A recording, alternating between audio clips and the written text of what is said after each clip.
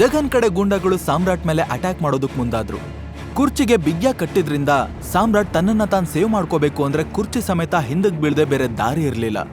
ತಕ್ಷಣ ಅವನು ಬೆನ್ನಿನ ಮೇಲೆ ಪ್ರೆಷರ್ ಹಾಕಿ ಹಿಂದಕ್ ಬಾಗಿ ಕೆಳಗ್ ಬಿದ್ದ. ಮೊದಲನೇ ಅವನು ಬೀಸಿದ ಏಟು ಸಾಮ್ರಾಟಕ್ ತಾಗ್ದೆ ಗಾಳಿಲ್ ಮೂವ್ ಆಯ್ತು. ಆಗ ಎರಡನೇ ಅವನು ಇನ್ನೂ ಜೋರಾಗಿ ಸ್ಟಿಕ್ ಬೀಸ್ತ. ಆದ್ರೆ ಸಾಮ್ರಾಟ್ ಲೆಫ್ಟ್ ಸೈಡಿಗೆ ಟರ್ನ್ ಆದ ಕೂಡ್ಲೆ ಎಲ್ರೂ ಆಗ್ಲೇ ತನಗ್ ಭಯ ಪಡ್ತಿದ್ದಾರೆ ಅಂತ ಸಾಮ್ರಾಟ್ಗೆ ಅರ್ಥ ಆಗಿ ಜೋರಾಗಿ ನಗೋದಕ್ ಶುರು ಮಾಡ್ದ. ಎಲ್ರೂ ಮುಖ ನೋಡ್ಕೊಂಡು ಏನ್ ಮಾಡ್ಬೇಕು ಅಂತ ಥಿಂಕ್ ಮಾಡ್ತಿರುವಾಗ್ಲೇ ಸಾಮ್ರಾಟ್ ಚೇರ್ ಸಮೇತ ಗೂಳಿ ತರ ಅವ್ರ ಕಡೆ ಓಡ್ ಹೋದ. ತಕ್ಷಣ 3 ಜನನು ಹೆದ್ರುಕೊಂಡು ಮುದ್ರುಕೊಂಡು ಅಲ್ಲಿಂದ ಓಡ್ ಹೋದ್ರು. ಸಾಮ್ರಾಟ್ ಅವ್ರು ಓಡ್ ಹೋಗೋದನ್ನೇ ನೋಡ್ತಾ ನಗ್ತಾ ಅಲ್ಲೇ ನಿಂತ್ಕೊಂಡವನು ಕಷ್ಟಪಟ್ಟು ಕುರ್ಚಿಯಿಂದ ಕೈ ಬಿಡಿಸ್ಕೊಂಡ. ಅವನ್ಗೆ ತಲೆ ಗೇಟಾಗಿ ವಿಪರೀತ ನೋವಾಗ್ತಾ ಇತ್ತು. ಈಗ ತಲೆ ತಿರುಗಿ ಬಿದ್ದೆ ಹೋಗ್ತೀನಿ ಅನ್ನೋ ತರ ಫೀಲ್ ಆಗ್ತಾ ಇತ್ತು. ತುಟಿಗೂ ಗಾಯ ಆಗಿ ರಕ್ತ ಬರ್ತಿತ್ತು. ಅವನ್ಗೆ ತಾನಿನ್ನೇನು ಪ್ರಜ್ಞೆ ತಪ್ಪಿ ಬಿದ್ಬಿಡ್ತೀನಿ ಅನ್ನಿಸ್ದಾಗ ಕ್ವಿಕ್ ಆಗಿ ಅಕ್ರಮ್ಗೆ ಕಾಲ್ ಮಾಡ್ದ. ಅಕ್ರಮ್ ಬರೋ ಹೊತ್ತಿಗೆ ಅರ್ಧ ಗಂಟೆ ಕಳೀತು. ನೋಡಿದ್ರೆ ಸಾಮ್ರಾಟ್ ಆಗ್ಲೇ ಆ ಬೇಸ್ಮೆಂಟ್ ಇಂದ ಆಚೆ ಬಂದು ರೋಡಲ್ಲಿ ಬಿದ್ದಿದ್ದ. ಸಾಮ್ರಾಟ್ ನಿಧಾನವಾಗಿ ಅರ್ಧಂಬರ್ಧ ಕಣ್ ತೆಗೆದು ಮಾತಾಡೋದಕ್ಕೆ ಟ್ರೈ ಮಾಡ್ದ. ನನ್ನನ್ನು ಯಾರೋ ಕಿಡ್ನ್ಯಾಪ್ ಮಾಡಿದ್ರು, ತಲೆಗೆ ಹೊಡೆದ್ರು. But I am okay.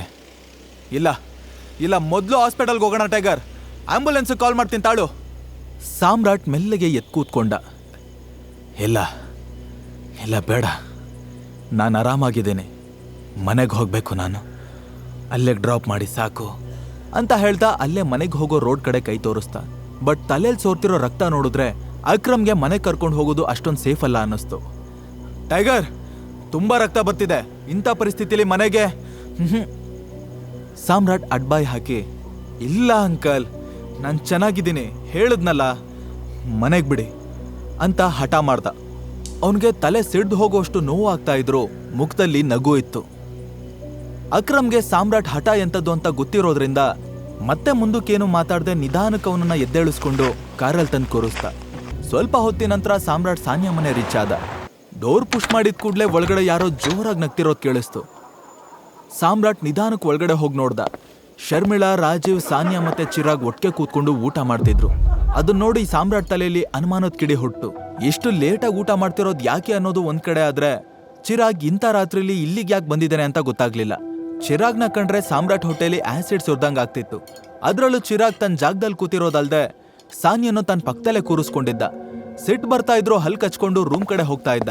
Chirag ಅವಳನ್ನೇ ತಿನ್ನೋ ತರ ನೋಡ್ತಿದ್ದವನು ತಕ್ಷಣ ಏನೋ ಫ್ಲಾಶ್ ಆದವನ ಹಾಗೆ ಶರ್ಮಿಳಾ ಕಡೆ ತಿರುಗಿ, ಆಂಟಿ, ನಾಳೆ ಸಾನ್ಯನ ನನ್ನ ಜೊತೆ ಹೊರಗಡೆ ಕರ್ಕೊಂಡು ಹೋಗ್ಬಹುದಾ ಅಂತ ಕೇಳ್ದ. ಅಫ್ಕೋರ್ಸ್ ಚಿರಾಗ್, ಖಂಡಿತವಾಗ್ಲೂ ಕರ್ಕೊಂಡು ಹೋಗ್ಬಹುದು ಅಂದ್ಬಿಟ್ಲು. ಆಗ ರಾಜೀವ್ ಮಾತು ಶುರು ಮಾಡಿ, ಸಾಮ್ರಾಟ್, ಯಾಕಿಷ್ಟು ಲೇಟು, ಟೈಮ್ ಎಷ್ಟು ಗೊತ್ತಾ? ಸಾಮ್ರಾಟ್ ಆನ್ಸರ್ ಮಾಡೋದಕ್ಕೂ ಮುಂಚೆ ಸಾನ್ಯನೇ, ಅವನ್ ನಿನ್ನೆನೋ ಇಷ್ಟೇ ಲೇಟಾಗಿ ಬಂದಿದ್ದ, ಇಷ್ಟು ರಾತ್ರಿಲಿ ಹೊರಗಡೆ ಅದೇನ್ ಕೆಲಸ ಮಾಡ್ತಾನೋ ನನ್ಗಂತೂ ಗೊತ್ತಿಲ್ಲ. ಸಾಮ್ರಾಟ್ ಡಲ್ ವಾಯ್ಸಲ್ಲಿ, ನನಗ್ ಸ್ವಲ್ಪ ಕೆಲಸ ಇತ್ತು ಅಂದು ಚಿರಾಗ್ ಕಡೆ ನೋಡಿ ಕೋಪದಿಂದ ಹಲ್ ಕಡ್ದ. ಕೊನೆಗೆ ತಡ್ಕೊಳ್ಳೋದಕ್ಕಾಗ್ದೆ, ಏನ್ ವಿಷಯ, ನೀನ್ ಇವತ್ತು ಇಲ್ಲೇ ಇದ್ಯಾ ಅಂದ್ಬಿಟ್ಟ. ಚಿರಾಗ್ ತನ್ನ ಜಾಗದಿಂದ ಎದ್ ನಿಂತು, ಹಲೋ ಸಾಮ್ರಾಟ್, ನಿನ್ನ ನೋಡಿ ತುಂಬಾ ಸಂತೋಷ ಆಯ್ತು ಅಂತ ಹಲ್ಕಿರಿತಾ, ಆಂಟಿ, ನಾನು ಹೊರಡ್ಬೇಕು, ಲೇಟ್ ಆಯ್ತು ಅಂದ.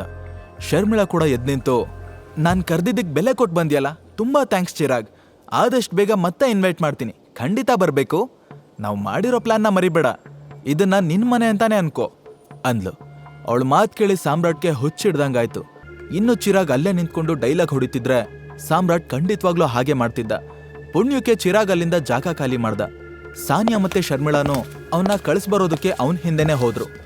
ಶರ್ಮಿಳಾ ಬಾಗ್ಲ ಹತ್ರ ನಿಂತ್ಕೊಂಡು, ಚಿರಾಗ್, ನಿನಗ್ ಗೊತ್ತಾ, ಮುಂದಿನ ವಾರ ಸಾನ್ಯಾ ಬರ್ತಡೇ ಇದೆ ಅಂತ ಹೇಳಿದ್ಲು. ಸಾನ್ಯಾಗೆ ಸಿಟ್ಟು ಬಂದು ಅವಳನ್ನೇ ಗುರಾಯಿಸ್ಕೊಂಡು ನೋಡಿದ್ಲು. ಅವಳಿಗೆ ಇದೆಲ್ಲ ತುಂಬಾ ಮುಜುಗರ ಅನ್ನಿಸ್ತಿತ್ತು. ಚಿರಾಗ್ ಮಾತ್ರ ಫುಲ್ ಸ್ಮೈಲ್ ಮಾಡ್ತಾ, ನನಗ್ ಮೊದ್ಲೇ ಗೊತ್ತಿತ್ತು ಆಂಟಿ, ಆದ್ರೂ ನೆನಪು ಮಾಡಿದ್ದಕ್ಕೆ ತುಂಬಾ ಥ್ಯಾಂಕ್ಸ್ ಅಂದ.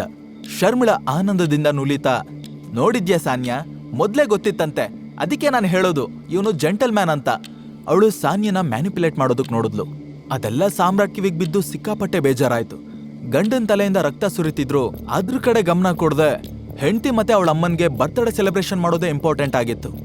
ಸಾಮ್ರಾಟ್ಗೆ ಇನ್ನೂ ಅಲ್ಲೇ ಇದ್ರೆ ಶರ್ಮಿಳಾ ಮಾತು ಕೇಳಿ ಕೋಮಾಗಿ ಹೋಗ್ಬೇಕಾಗತ್ತೆ ಅನ್ನಿಸ್ತು. ಅವನು ಇವಾಗ ನಿದ್ದೆ ಮಾಡ್ಬೇಕಾಗಿತ್ತು. ಸೊ ಸೀದಾ ರೂಮ್ ಕಡೆ ಹೊರಟ. ರೂಮ್ಗೆ ಹೋಗಿ ಮಲ್ಗೋಕ್ಕೂ ಮುಂಚೆ ಹೆಂಗೋ ಬಿಸಿ ನೀರಲ್ಲಿ ಸ್ನಾನ ಮುಗಿಸಿ ಗಾಯನೆಲ್ಲ ಕ್ಲೀನ್ ಮಾಡ್ಕೊಂಡ. ಆಮೇಲೆ ಬೆಡ್ ಮೇಲೆ ಬಿತ್ಕೊಂಡು ನಿದ್ದೆ ಮಾಡೋದಕ್ಕೆ ಟ್ರೈ ಮಾಡ್ದ. ಸಾನ್ಯಾ ಬಂದು ಗಾಯದ ಬಗ್ಗೆ ಎಲ್ಲ ಕ್ವೆಶ್ಚನ್ ಮಾಡೋದು ಅವನಿಗೆ ಇಷ್ಟ ಇರಲಿಲ್ಲ. ಆದ್ರೆ ಅವನ ತಲೆಯಿಂದ ಇನ್ನೂ ಬ್ಲಡ್ ಬರ್ತಾನೆ ಇತ್ತು. ಅದೇ ಸಮಯಕ್ಕೆ ಸಾನ್ಯಾ ರೂಮಿಗೆ ಬಂದು ಬೆಡ್ ಮೇಲೆ ಮಲ್ಕೊಂಡ್ಲು. ಅವಳಿಗೆ ಸಾಮ್ರಾಟ್ ಕತ್ತಿನ ಮೇಲೆ ಒಂದೊಂದೇ ಹನಿ ರಕ್ತ ಬರ್ತಿರೋದು ಕಾಣಿಸ್ತು. ಯಾಕೆ ಹಾಗಾಯ್ತು ಅಂತ ಅವನ ಹತ್ರ ಕೇಳಬೇಕು ಅನ್ಕೊಂಡ್ಲು. ಆದ್ರೆ ಇದು ಸರಿಯಾದ ಸಮಯ ಅಲ್ಲ ಅನ್ಕೊಂಡು ಸುಮ್ನಾದ್ಲು. ತಕ್ಷಣ ಎದ್ದು ಫಸ್ಟ್ ಏಡ್ ಬಾಕ್ಸ್ ತಂದು ಸೈಲೆಂಟ್ ಆಗಿ ಸಾಮ್ರಾಟ್ ತಲೆಗೆ ಬ್ಯಾಂಡೇಜ್ ಹಾಕಿದ್ಲು. ನೆಕ್ಸ್ಟ್ ಡೇ ಬೆಳಿಗ್ಗೆ ಎದ್ದಾಗ ಸಾಮ್ರಾಟ್ಗೆ ತಲೆನೋವು ಸ್ವಲ್ಪ ಕಡಿಮೆ ಆಗಿದೆ ಅನ್ನಿಸ್ತಿತ್ತು. ಬ್ಲೀಡಿಂಗ್ ಯಾವಾಗ ಸ್ಟಾಪ್ ಆಯ್ತು ಅಂತಾನೆ ಅವನಿಗೆ ಗೊತ್ತಿರಲಿಲ್ಲ. ಅವನು ಆಕಳಿಸ್ಕೊಂಡು ಎದ್ದು ಕೂತ್ಕೊಂಡಾಗ ಮುಂದೆನೆ ಸಾನ್ಯಾ ಕೈ ಕೊಟ್ಕೊಂಡು ಗರಂ ಆಗಿ ನಿಂತಿದ್ಲು. ನನ್ನ ಲೈಫ್ನ ನರ್ಕ ಮಾಡಬೇಕು ಅಂತಾನೆ ದಿನ ಒಂದೊಂದು ಪ್ರಾಬ್ಲಮ್ನ ಅದೆಲ್ಲಿಂದ ಹೊತ್ಕೊಂಡು ಬರ್ತೀಯ ಅಂತ ಸ್ವಲ್ಪ ಹೇಳ್ತೀಯಾ? ಸಾಮ್ರಾಟ್ ಏನ್ ತಾನೇ ಉತ್ತರ ಕೊಡ್ಬಲ್ಲ. ಅವಳು ಮುದ್ದು ಮುಖಾನೇ ನೋಡ್ತಾ ಕೂತ್ಬಿಟ್ಟ. ಸಾನ್ಯಾ ಕೋಪದಲ್ಲಿ ಇನ್ನೂ ಬ್ಯೂಟಿಫುಲ್ ಆಗಿ ಕಾಣಿಸ್ತಾ ಇದ್ಲು. ನಾನ್ ನಿನ್ ಜೊತೆನೆ ಮಾತಾಡ್ತಾ ಇರೋದು, ಕಿವುಡ ನಿನ್ಗೆ? ಹಾ, ನಿನಗೆ ಕೇಳಿಸ್ತಿಲ್ವಾ ನಾನು ಮಾತಾಡೋದು? ಸಾನ್ಯಾ ಅವನ್ ಮುಖದ ಮುಂದೆ ಚುಟ್ಕೆ ಹೊಡೆದು ಕೇಳಿದ್ಲು. ಅವಳ ಇರಿಟೇಷನ್ ಇನ್ನೂ ಜಾಸ್ತಿ ಆಗ್ತಿತ್ತು. ಸಾಮ್ರಾಟ್ ಮುಗುಳ್ನಾಗ್ತಾನೆ, ನಾನು ಯಾವತ್ತೂ ನಿನ್ ಲೈಫ್ನ ನರ್ಕ ಮಾಡ್ಬೇಕು ಅನ್ಕೊಂಡಿಲ್ಲ. ಹಾಗೆ ಮಾಡೋದೂ ಇಲ್ಲ. ಸದ್ಯಕ್ಕೆ ನನ್ನ ಅದೃಷ್ಟ ಸರಿ ಇಲ್ಲ ಅಂತ ಹೇಳ್ಬೋದು ಅಷ್ಟೇ. ಬಟ್ ಡೋಂಟ್ ವೆರಿ ಸಾನ್ಯಾ, ಇವತ್ತಿಂದ ನಾನು ನಿನ್ಗೆ ಯಾವುದೇ ತೊಂದರೆ ಕೊಡಲ್ಲ ಅಂದ. ಅಬ್ಬಾ, ಎಂತ ಸುಳ್ಳು! ತೊಂದರೆ ಕೊಡಲ್ವಂತೆ? ಆ ಹೆಡೆ ಎತ್ತಿರೋ ಹಾವನ್ ಬೇಕಾದ್ರೂ ನಂಬ್ತೀನಿ, ಆದ್ರೆ ನಿನ್ನ ನಂಬೋದಕ್ಕಾಗಲ್ಲ. ಸಾನ್ಯಾ ಕಿರ್ಚದ್ಲು. ಸಾನ್ಯಾ ಹೇಳೋದ್ರಲ್ಲೂ ಅರ್ಥ ಇದೆ ಅನ್ನಿಸ್ತು. ಆದ್ರೆ ಅವನು ಇದನ್ನೆಲ್ಲ ಬೇಕು ಅಂತ ಮಾಡ್ತಿರ್ಲಿಲ್ಲ. ಅವನಿಗೆ ಈ ಕಾನ್ವರ್ಸೇಷನ್ ಕಂಟಿನ್ಯೂ ಮಾಡೋದ್ರಲ್ಲಿ ಯಾವ ಪ್ರಯೋಜನನೂ ಇಲ್ಲ ಅನ್ನಿಸ್ತು. ಅವನು ಎದ್ದು ಗುಡ್ ಮಾರ್ನಿಂಗ್ ಅಂತಂದು ವಾಶ್ರೂಮ್ ಕಡೆ ಹೊಟ್ಬಿಟ್ಟ. ಹೋಗಿ ಮಿರರ್ ಮುಂದೆ ನಿಂತ್ಕೊಂಡಾಗ್ಲೇ ಅವನ್ ತಲೆಗೆ ಹಾಕಿರೋ ಬ್ಯಾಂಡೇಜ್ ಕಾಣಿಸಿದ್ದು.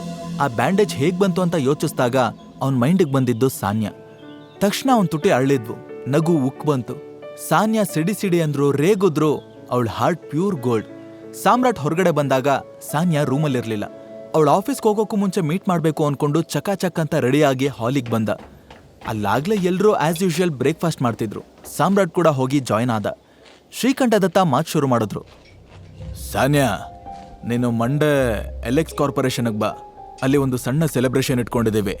ಅದು ಎಲ್ರಿಗೂ ಶಾಕಿಂಗ್ ನ್ಯೂಸ್ ಆಗಿತ್ತು. ಶರ್ಮಿಳಾ ಫುಲ್ ಶಾಕಲ್ಲಿ, ಮಾವಯ್ಯ, ಪ್ರೋಟಾನ್ ಕಂಪ್ನಿ ಕಾಂಟ್ರಾಕ್ಟ್ ಸಿಕ್ಕಾಯ್ತಾ ಅಂತ ಕೇಳಿದ್ಲು. ಶ್ರೀಕಂಠ ದತ್ತ ಮುಗುಳ್ನಕ್ಕೂ ತಲೆ ಆಡ್ಸಿದ್ರು. ಈ ಕಾಂಟ್ರಾಕ್ಟ್ ನಮ್ಮ ಕಂಪ್ನಿ ಫ್ಯೂಚರ್ನೇ ಚೇಂಜ್ ಮಾಡುತ್ತೆ ಗೊತ್ತಾ? ಇನ್ಮೇಲೆ ನಮ್ಮ ಕಂಪ್ನಿ ಆಕಾಶದ ಎತ್ತರಕ್ಕೆ ಬೆಳೆಯೋದನ್ನ ತಡೆಯೋದಕ್ಕೆ ಯಾರಿಗೂ ಆಗಲ್ಲ.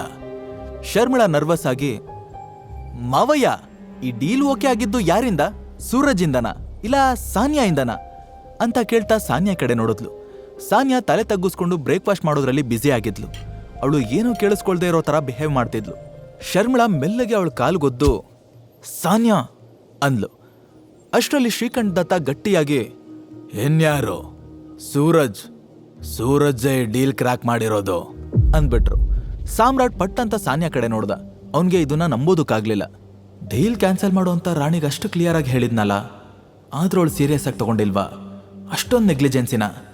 ಈ ಟೈಗರ್ ಮಾತಿಗೆ ಬೆಲೆ ಇಲ್ವಾ? ಇರ್ಲಿ, ಮಾಡ್ತೀನಿ ಅಂತ ಬೈಕೊಳ್ತಿದ್ದ. ಬ್ರೇಕ್ಫಾಸ್ಟ್ ಮುಗಿದ ಕೂಡ್ಲೆ ಅವಳಿಗೆ ಕ್ಲಾಸ್ ತಗೋಬೇಕು ಅಂತ ಅನ್ಕೊಂಡ.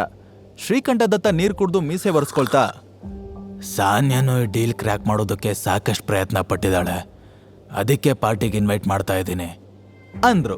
ಅದನ್ ಕೇಳಿ ಸಾಮ್ರಾಟ್ಗೆ ಇನ್ನಷ್ಟು ಕೋಪ ಬಂತು. ಅಷ್ಟಕ್ಕೂ ರಾಣಿ ಯಾಕೆ ಟೈಗರ್ ಮಾತನ್ನ ಕೇಳಲಿಲ್ಲ? ಅವಳು ಯಾಕೆ ಈ ಡೀಲ್ನ ಕ್ಯಾನ್ಸಲ್ ಮಾಡಿಲ್ಲ? ಟೈಗರ್ ರಾಣಿಗೆ ಸರಿಯಾಗಿ ಪಾಠ ಕಲಿಸ್ತಾನ? ಇದಕ್ಕೆಲ್ಲ ಉತ್ತರ ಮುಂದಿನ ಎಪಿಸೋಡ್ನಲ್ಲಿ. Stay tuned. ಈಗ ನೀವು ಪಾಕೆಟ್ ಎಫ್ಎಂ ನಲ್ಲಿರೋ ಎಲ್ಲಾ ಶೋಗಳನ್ನ ಈಸಿಯಾಗಿ ಕೇಳಬಹುದು. ಈಗಲೇ ಡೌನ್ಲೋಡ್ ಮಾಡಿ ಪಾಕೆಟ್ ಎಫ್ಎಂ ಮತ್ತು ಕೇಳಿ ದೇಶ ವಿದೇಶದಲ್ಲಿ ಫೇಮಸ್ ಆಗಿರೋ ಟೈಗರ್ ರಿಟರ್ನ್ಸ್ ಅನ್ನೋ ಮೈ ನವಿರೇಳಿಸೋ ಕಥೆಯನ್ನ.